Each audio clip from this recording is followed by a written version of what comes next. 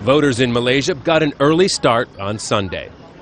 This election is viewed as one of the most important in the country's history, and the turnout was heavy at nearly 8,000 polling stations.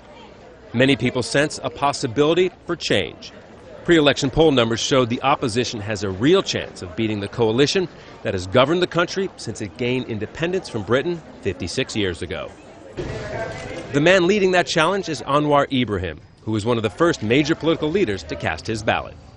We see, inshallah, all signs with the groundswell.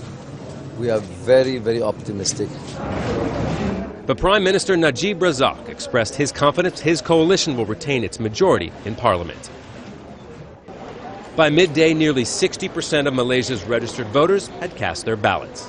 I think there are people who want us to have change. There are also people who want to maintain the same government. So we had to. It's an important election to us. I think if you look at the sentiment on the ground, people are ready for change.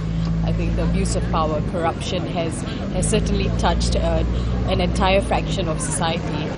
The campaign was heated, and there have been accusations of fraud on Election Day.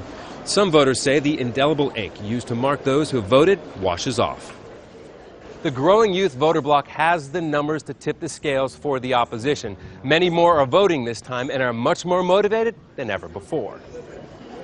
That's thanks to access to non-traditional media, exposing them to a wider spectrum of views than the government-backed newspapers and television stations.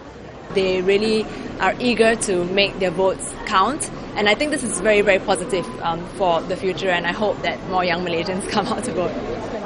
But no matter who wins, Malaysians say their country has already changed. Even if the opposition doesn't win, I think that spirit will at least carry forward for the next 5 years, and I think the government will at least have to be on their toes, for the next 5 years.